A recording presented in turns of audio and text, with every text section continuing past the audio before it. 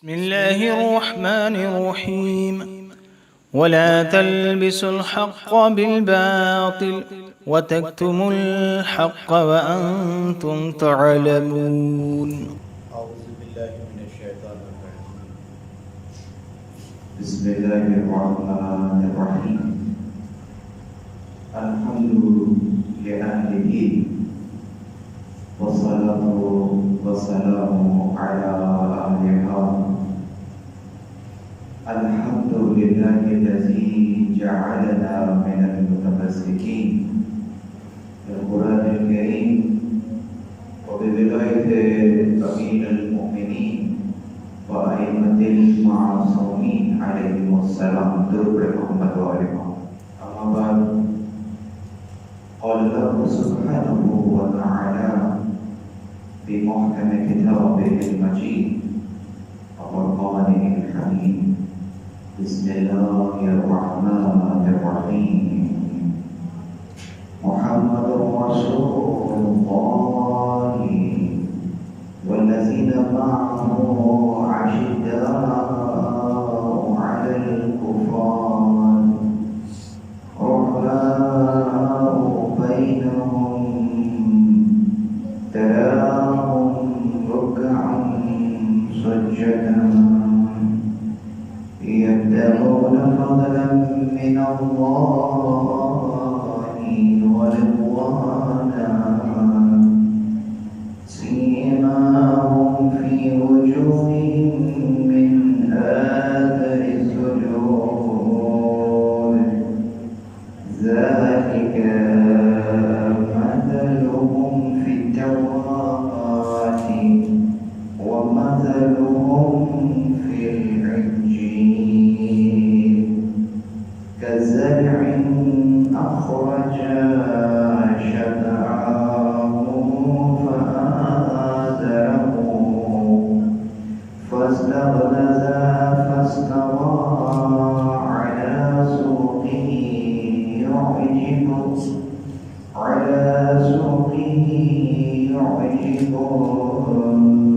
الزرع ليغيظ بهم كالكفار.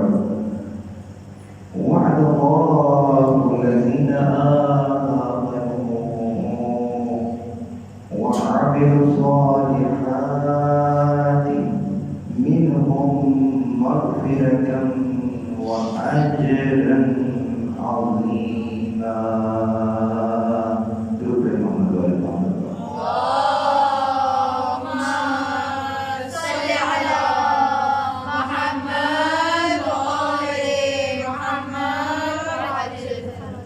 تمام تعریف خدائے وحدہ لا شریک کے لیے درود اور سلام محمد اور اہل بیت محمد علیہ الصلوۃ والسلام کی ذات مقدسہ پر ہم سے اس خدا کی کہ جس نے ہمیں اور آپ کو قرآن کریم ولایت امیر المؤمنین اور دیگر ائمہ علیہم السلام کی ولایت سے متمسک کیا. پروردگار عالم کا احسان ہے، پروردگار عالم کا لطف ہے، پروردگار عالم کی توفیق ہے کہ اس نے ہمیں اور آپ کو آج ایک موقع اور عنایت فرمایا کہ ہم اور آپ ایک مرتبہ پھر اس انداز سے اپنی ذمہ داریوں کا احساس کرتے ہوئے، بلکہ اگر میں یہ کہوں کہ اپنی احساس ذمہ داریوں کا احساس کرتے ہوئے ایک مرتبہ پھر شہداء کو یاد کر رہے ہیں، ان ناصران کو یاد کر رہے ہیں جنہوں نے اپنے اپنے وقت میں امام زمان علیہ السلام کی مدد کی، جو ان کے وقت کے امام تھے، جو ان کے عصر میں حجت تھے، اور انہوں نے وہ وعدہ پروردگار یعنی کہ جو خدا سے جو انہوں نے عہد کیا تھا اس عہد کو وفا کیا. یقیناً یہ موضوع انتہائی اہمیت کا حامل ہے اس اعتبار سے کہ دین اسلام جسے ہم دین کہتے ہیں ایک مکمل ضابطۂ حیات کا نام ہے۔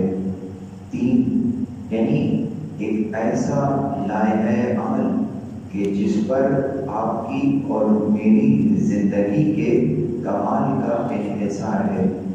تو یقیناً جب بات قوانین کی ہوگی، جب بات لائحہ عمل کی ہوگی، تو اس کا لازمہ یہ ہے کہ ان قوانین کو اس سرزمین پر نافذ کرنا ہوگا، اور نہ فقط سرزمین بلکہ جو ہماری انسانی نفس کی زمین ہے پہلے درجے میں، تو اس پر ان قوانین کو نافذ کرنا ہوگا۔ یعنی اپنے نفس کو، جس کو ہم تسلیم اور رضا کی منزل کہتے ہیں، اس منزل پر رہنا ہوگا۔ ان قوانین کی نورانیت کو اپنے نفس میں جذب کرنا ہوگا۔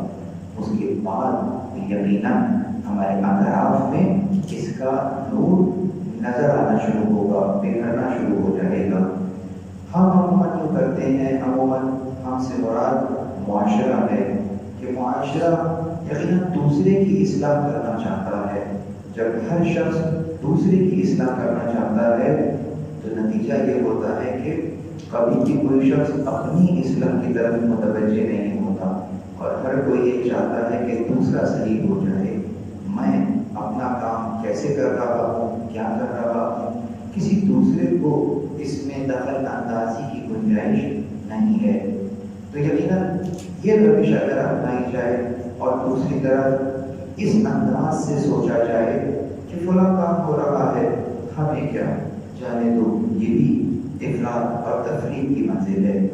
ایک سلسلہ یوں ہو کہ اپنے آپ کی نفی کر کے فقط دوسرے ہی کی فکر میں ہی آتے رہے کہ وہ کیوں کر رہا ہے، وہ ایسا کیوں کر رہا ہے، اور پلٹ کر یہ نہیں دیکھ رہے ہو کہ میں کیا کر رہا ہوں۔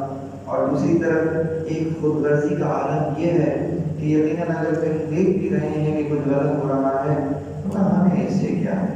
تو جب ہمیں کیا اور تمہیں کیا کی روش کسی معاشرے میں اپنا لی جاتی ہے تو پھر اس کی انسانی اقدار میں تنزلی کا شکار انسان کی معاشرہ ہو جاتا ہے، اور ہمیں نظر آتا ہے کہ پھر آہستہ آہستہ وہ خرابی کہ جو کہ ابھی ہمیں دیکھ کر سمجھ میں آ رہی ہے کہ یہ خرابی ہے، آہستہ آہستہ انسان اس قدر عادی ہو جاتا ہے کہ پھر اسے وہ خرابی کوئی خرابی ہی نہیں دکھتی۔ مثلا ایک ایسی مثال دے کر سمجھاؤں کہ جو کہ بچے بھی سمجھ جائیں۔ مثلا اگر خدا نخواستہ یہاں پر بجلی چلی جائے تو اچانک سے کیا ہوگا؟ یقیناً جو چیزیں بھی بجلی سے چل رہی ہیں وہ رک جائیں گی۔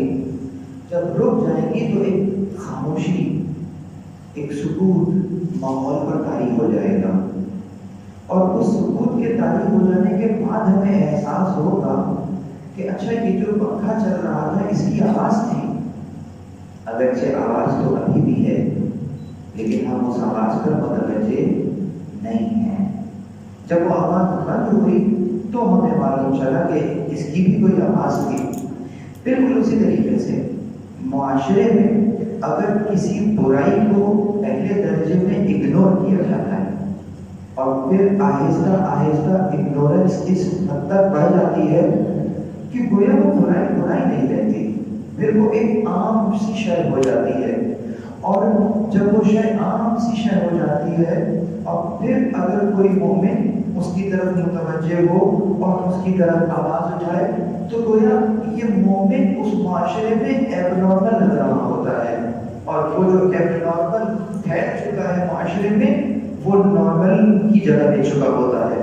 تو یقیناً یہاں پر بہت سے مومنین جو ہیں وہ اپنی ذمہ داریوں کا احساس کرتے ہیں اور زمانے کی پرواہ کیے بنا اس کے لیے آواز اٹھاتے ہیں، چاہے اس کی انہیں کتنی بھاری قیمت چکانی پڑے، چاہے کس حد تک بھی چلے جانا پڑے، وہ اپنی ذمہ داریوں کو اس انداز سے پورا کرتے ہیں۔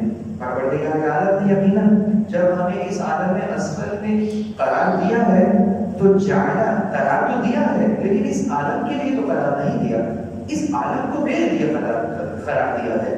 یقیناً میں اور آپ آئے ہی یہاں پر اپنے کمال کے لیے ہیں، اپنے نفس کو کمال کی منزل پر لے جانے کے لیے آئے ہیں۔ تو بالکل اسی طریقے سے اگر میں یہ دیکھتا ہوں، مثلا مثال دو کہ اگر ہم اپنے محلے میں دیکھتے ہیں کہ اگر کہیں راستے میں غلاظتوں کے ڈھیر پڑے ہوئے ہوں، یا کوئی شخص جو ہے وہ مسلسل گلی کے اندر جو ہے وہ غلاظتیں پھیلا رہا ہو، تو یقیناً ہم اس کو پسند نہیں کرتے۔ کیوں؟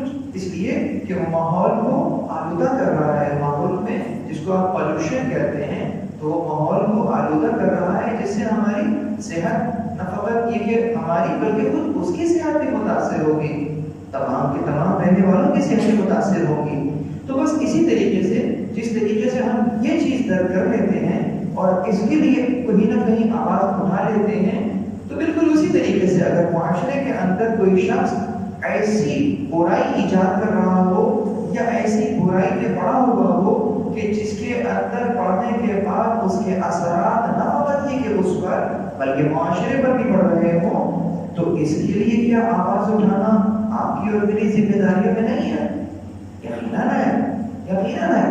اگر اس غلاظت کی بدبو کو ہم محسوس کر سکتے ہیں، تو کیا اس شخص کی، اس انداز کی، یا کسی معاشرے کی کسی خاص روش کی اس غلاظت کی بو کو ہم محسوس نہیں کر سکتے؟ اور اگر کر سکتے ہیں تو کیا آواز نہیں اٹھا سکتے؟ تو پھر ہمیں یقیناً اپنی ذمہ داری کا احساس کرتے ہوئے اس کے لیے آواز اٹھانا ہوگی۔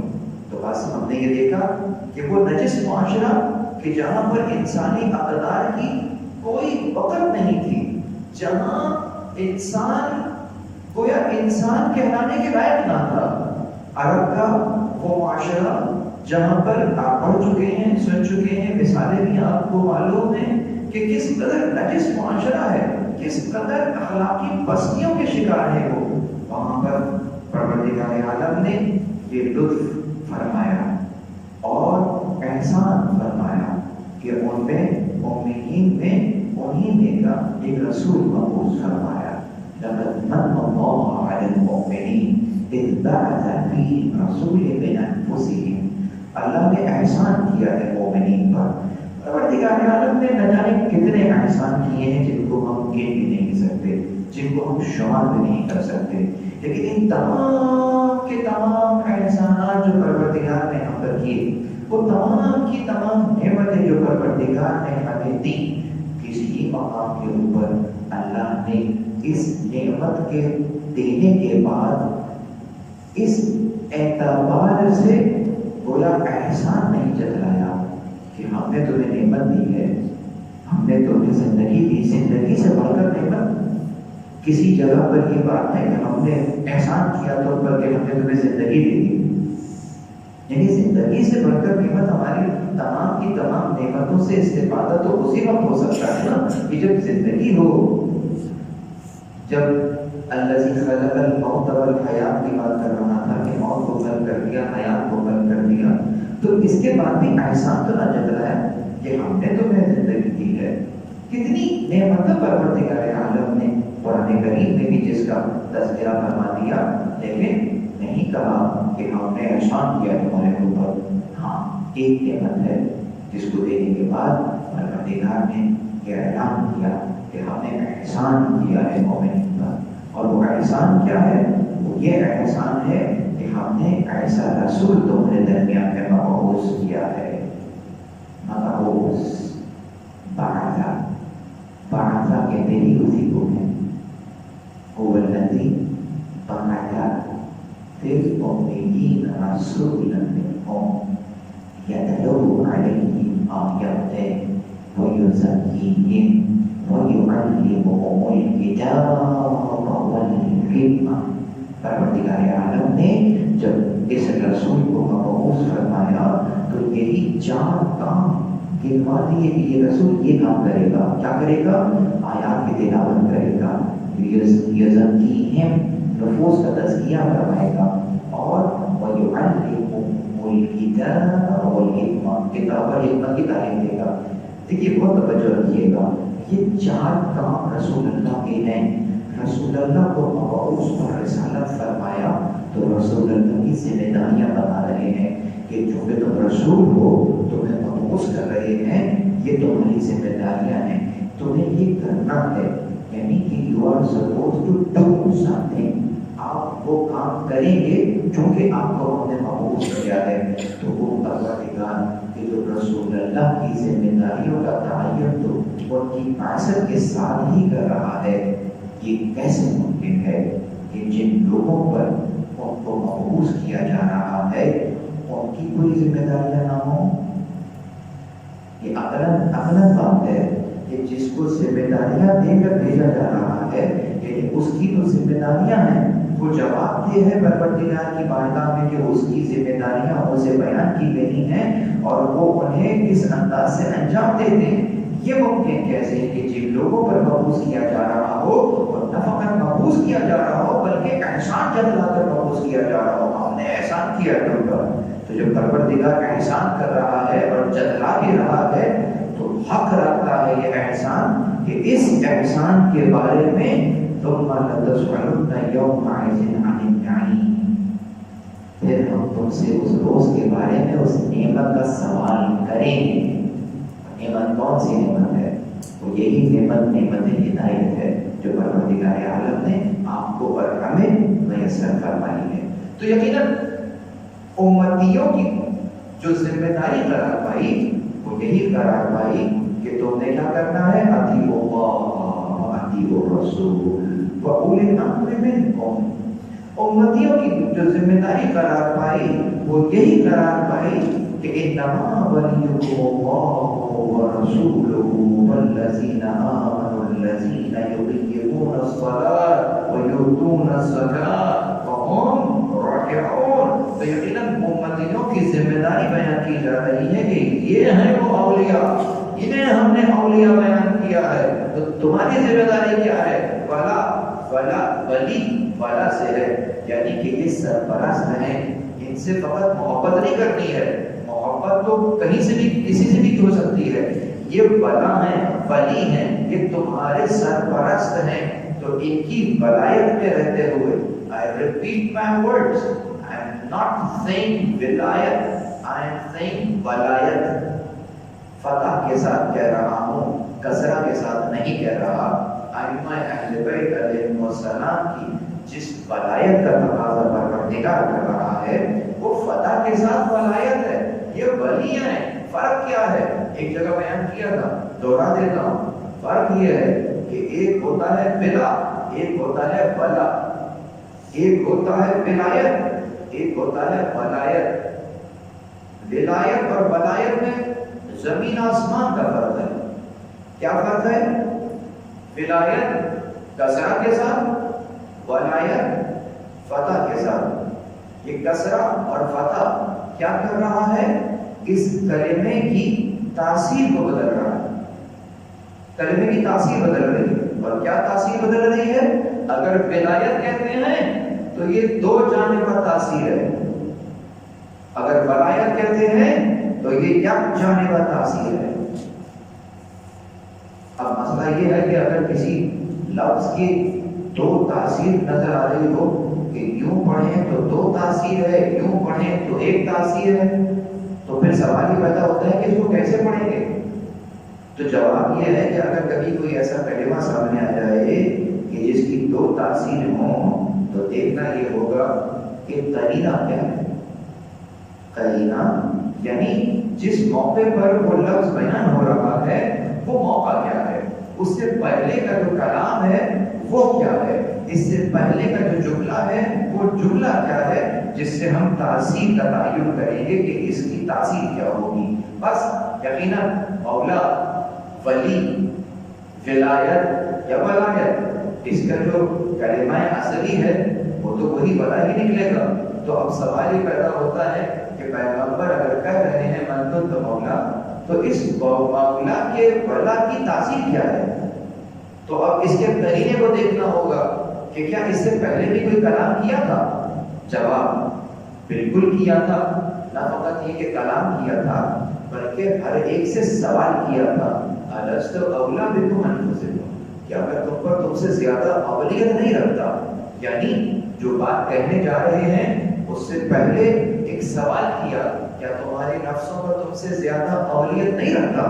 جواب قالو، سب نے کیا جواب دیا؟ بلا، یوں نہیں، یقیناً یہ سوال وقت نہیں ہے کہ میں اس سوال کی بھی ذہن میں جاؤں کہ یہ سوال کیوں کیا تھا اور اس انداز سے کیوں کیا تھا، لیکن بہرحال دوسری طرف سے اس کو دیکھتے ہیں، وہ یہ کہ ایک بات تو طے ہو گئی کہ رسول اللہ نے نفسوں پر اولیت کی بات کی ہے. تو مجھے یہ بتاؤ کہ یہ جو نفسوں پر اولیت کی بات رسول اللہ نے کی ہے، یہ اولیت یک جانبہ ہے یا دو جانبہ؟ اگر ولایت بعنوان محبت لیا جائے تو اس محبت کی تاثیر تو دو جانبہ ہے، یعنی کہ ہم اہل بیت سے محبت کرتے ہیں اور پلٹ کر اہل بیت ہم سے محبت کرتے ہیں. اچھا میں آسان کر دوں، بیٹا باپ سے محبت کرتا ہے، باپ بیٹے سے محبت کرتا ہے، تو باپ اور بیٹے میں جو ولایت کا رشتہ ہے اس کی تاثیر یک جانبہ ہے یا دو جانبہ؟ دو جانبہ. کس کی تاثیر؟ ولایت کی تاثیر. اور اگر میں یوں کہوں کہ باپ بیٹے کا ولی ہے تو کیا پلٹ کر بیٹا باپ کا ولی ہے؟ یعنی کہ اب جب میں ولی ولایت کی بات کروں گا تو یہی کلمہ ایک تاثیر دے گا، یک جانبہ تاثیر ہوگی. یعنی باپ تو بیٹے کا ولی ہے، بیٹا باپ کا ولی نہیں ہے. یہ یک جانبہ تاثیر ولایت کا معنی میں لے رہی ہے. تو اب اگر رسول اللہ نے یہ کلمہ اس کلمے سے پہلے ارشاد فرمایا تھا کہ کیا میں تم پر تمہارے نفسوں سے زیادہ اولیت نہیں رکھتا، اس کا مطلب یہ ہے کہ مولا متقیان کی جس ولایت کی بات ہو رہی ہے وہ ولایت فقط ولایت نہیں ہے، وہ ولایت کی بات ہو رہی ہے کہ جیسی اولیت میں تمہارے نفسوں پر رکھتا ہوں ویسی ہی اولیت کہ علی ابن ابی طالب بھی تمہاری نفسوں پہ رکھتے ہیں. وگرنہ خدا نہ خواستہ اگر یہاں پر دو جانبہ تاثیر کی بات ہو گئی تو پھر آیت تو اس انداز سے ہو جائے گی نا کہ نبی جو ہے وہ مومنین پر اولیت رکھتے ہیں اور پلٹ کر مومنین جو ہے وہ رسول اللہ پر اولیت رکھتے ہیں. تو یہ تو آیت کا مفہوم نہیں ہے نا. یقیناً آیت تو یوں کہہ رہی ہے کہ النبی اولی بالمؤمنین من انفسہم، نبی جو ہیں وہ اولیت رکھتے ہیں مومنین کے اوپر ان کے نفسوں سے زیادہ. مومنین رسول اللہ پر اولیت نہیں رکھتے ہیں. تو بالکل اسی طریقے سے ولایت یعنی اولیت کا رکھنا، انہیں رہبر سمجھنا، ان کی تعصی کرنا، ان کی چاہت میں اپنی چاہت کو ملا دینا. اللہ اکبر. یعنی کہ اپنی مرضی پر ان کی مرضی کو غالب کر لینا. گویا میری مرضی کوئی میری مرضی ہے ہی نہیں. یہ تقاضۂ ولایت ہے، یہ تقاضۂ ولایت ہے جو پروردگار عالم آپ سے اور مجھ سے چاہتا ہے. تو ہم نے یہ دیکھا کہ رسول اللہ صلی اللہ علیہ وآلہ وسلم کے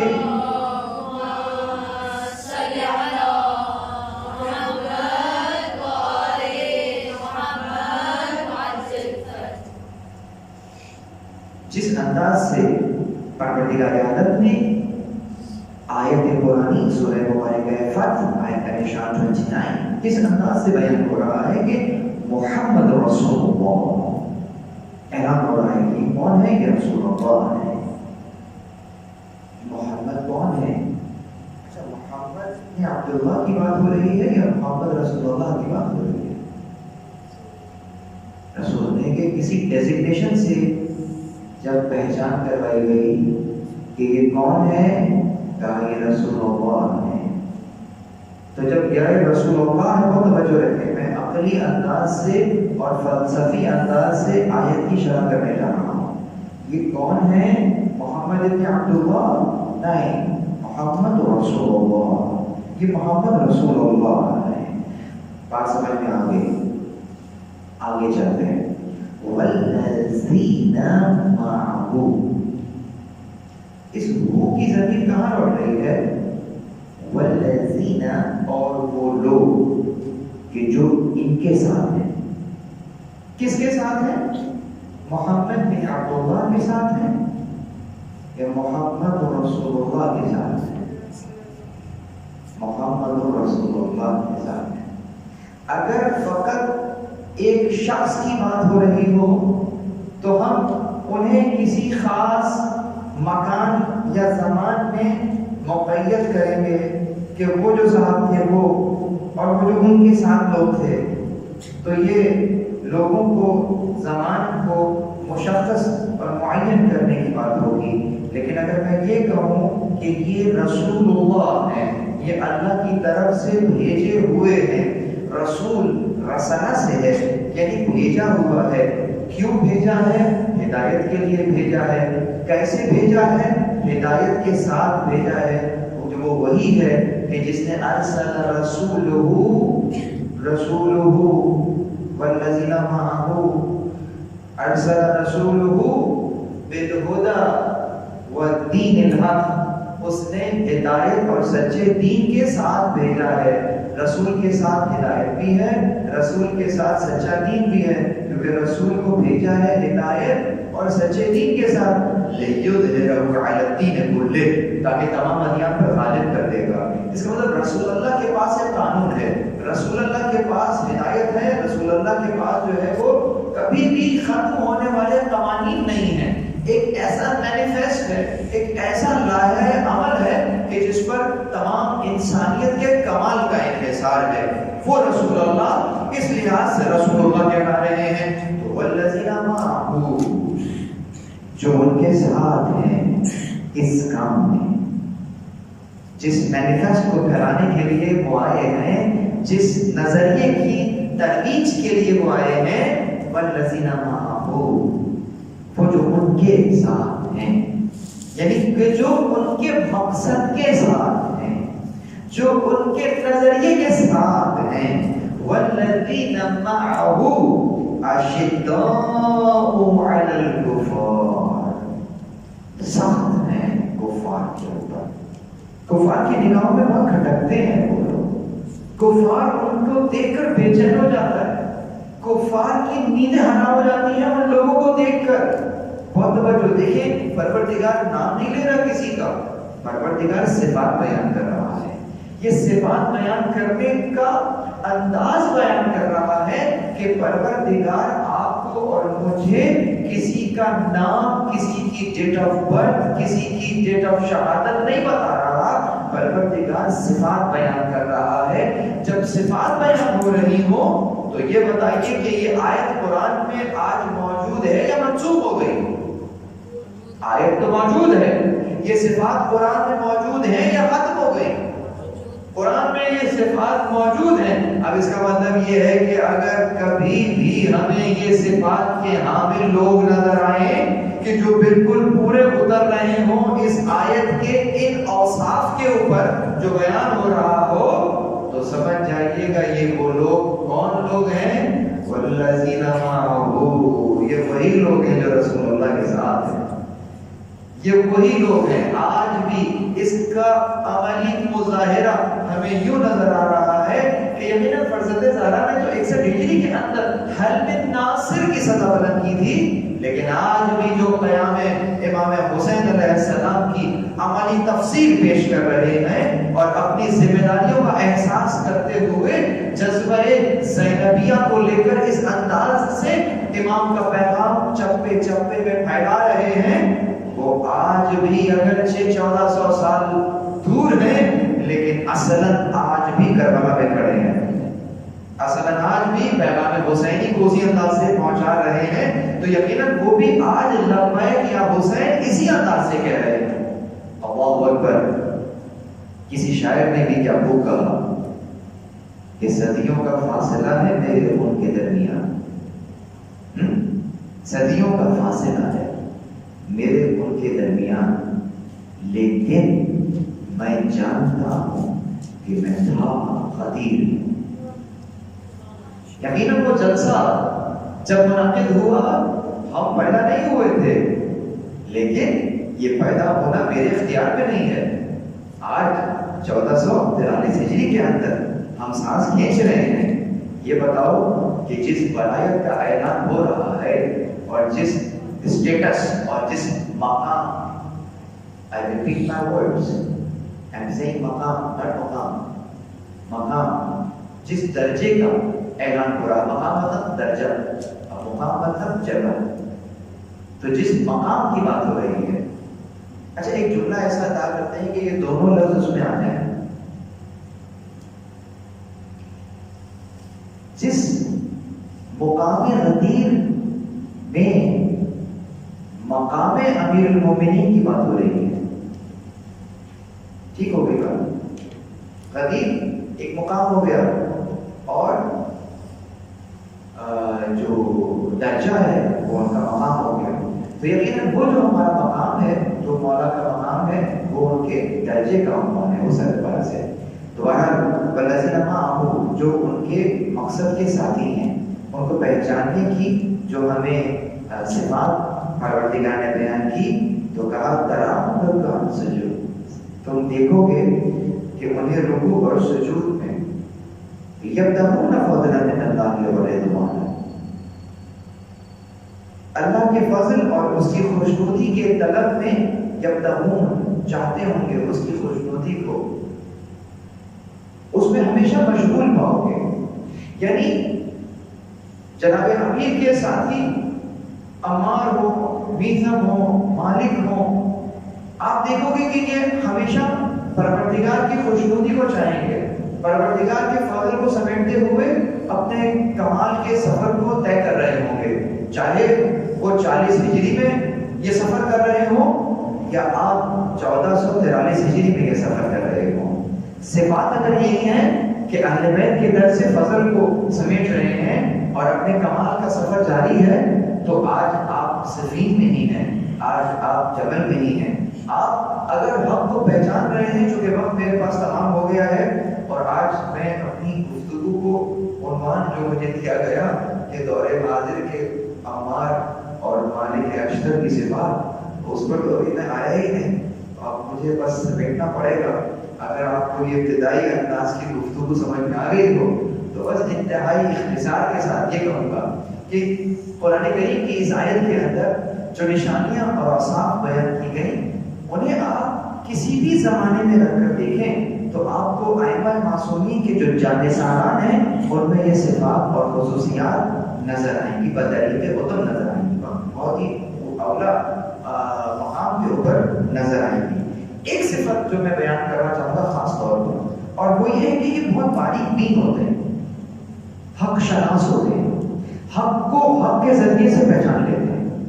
بہت توجہ، یہ بہت ہی اہم نقطہ ہے. مثلا ہمیں بہت سارے اصحاب نظر آئے مولا علی کے جنہوں نے مولا علی کا ساتھ دیا. مثلا ایک شخص ہے خزیمہ بن ثابت، مولا کا ساتھ دیا ہے، لیکن کیسے دیا ہے ذرا سمجھیے گا. مالک نہیں ہے، میثم نہیں ہے، عمار نہیں ہے، خزیمہ ہے، مولا کا ساتھ دیا ہے. کیسے دیا ہے؟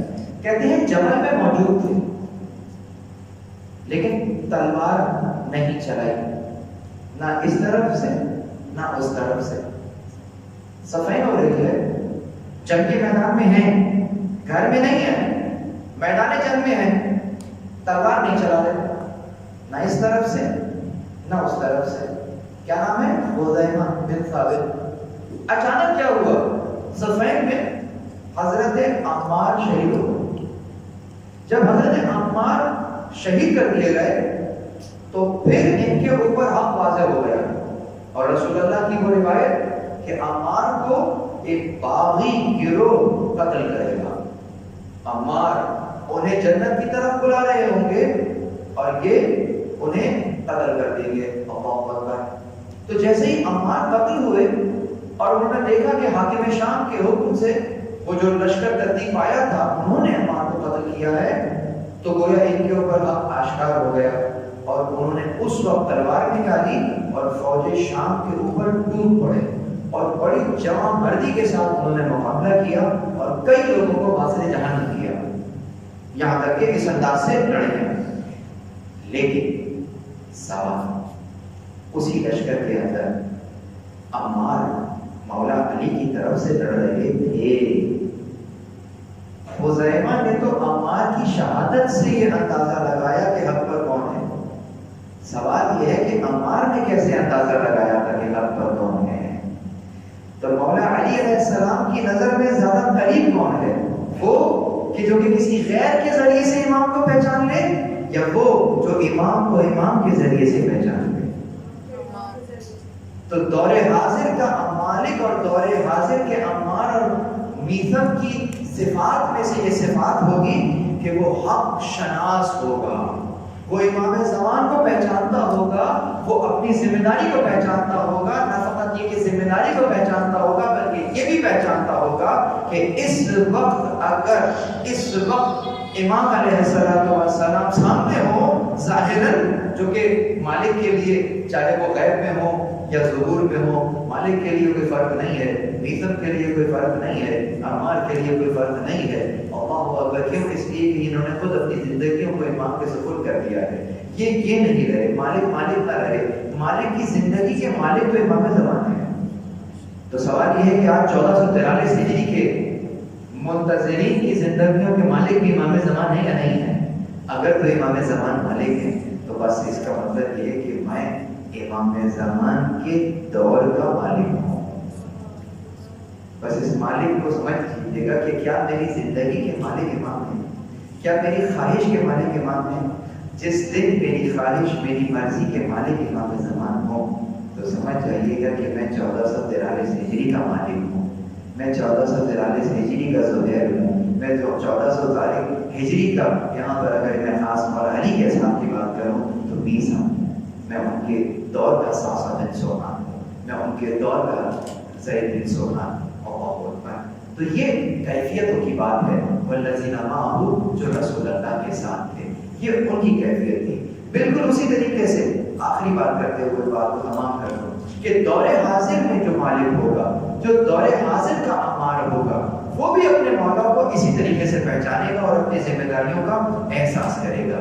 چنانچہ اگر افغانستان میں کچھ شر پسند عناصر وجود میں آ جائیں تو یہ اپنی ذمہ داریوں کا احساس کرتے ہوئے فقط مسجد میں نہیں بیٹھا ہوگا، یہ افغانستان میں جا کر مومنین کی مدد کرے گا اور وہاں سے ان طالبان کا صفایا کر دے گا۔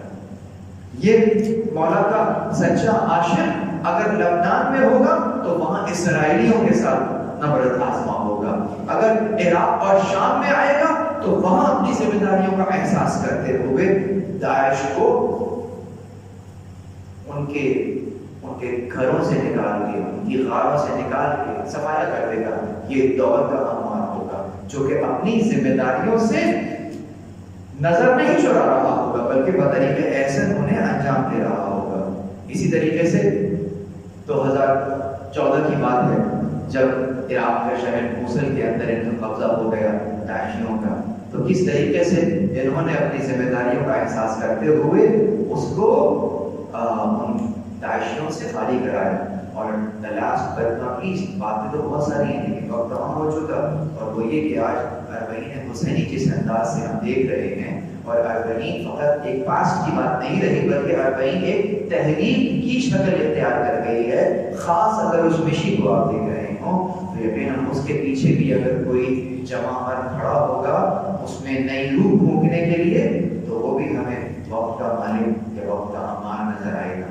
کس طریقے سے انہوں نے ترتیب دیا، کس طریقے سے عراقی حکومت کو یہ یقین دہانی کرائی کہ ہم اس کی حفاظت کر رہے ہیں، اور آج دنیا دیکھ رہی ہے کہ کس طریقے سے ہم اپنے اس مشن کے، اس تکمیل کے قریب ہو رہے ہیں کہ جس کا بیج جو ہے وہ اسی اربعین کے، جس کا ریشہ جو ہے وہ اسی اربعین سے نکلتا ہے۔ پروردگار عالم سے دعا ہے کہ یقیناً جس مالک کی طرف میں نے اشارہ کیا، اور 3 جنوری کو ان کا یوم شہادت بھی ہے، اس اعتبار سے ہمیں اپنی ذمہ داریوں کو اس اعتبار سے جیسے شہید قاسم سلیمانی نے اور ان کے رفقا نے انجام دیا، ہمیں پروردگار عالم کی یہ توفیق ہے کہ ہم اپنے زمانے کے امام کی مدد اور نصرت اسی اعتبار سے کریں جیسا کہ مالک نے کی، جیسا کہ عمار نے کی، جیسا کہ میسا نے تمام نے کی۔ پروردگار عالم سے دعا ہے کہ ہمیں امام زمان علیہ السلام کے حقیقی جانثاران میں شمار کرے، اور پروردگار عالم نے جو وعدہ قرآن کریم میں کیا ہے کہ ہم اس نبی کو، اس رسول کو تمام ادیان پر غالب کر دیں گے۔ پروردگار مسبب الاسباب ہے، دعا ہے کہ ہمیں ان اسباب میں سے ایک سبب قرار دے، اور میری کوششوں کے ذریعے سے امام زمان کے ظہور کی زمینہ سازی ہو سکے، تاکہ میں وہ کلمہ توحید اس پورے گلوب کے اوپر نافذ کر سکوں اور تمام کا تمام معاشرہ اس کی برکتوں سے اپنے کمال کے سفر کا آغاز کر سکے۔ ربنا تقبل منا انك انت السميع العليم برحمتك يا ارحم الراحمين۔ اللهم صل على محمد وآل محمد، اللهم صل على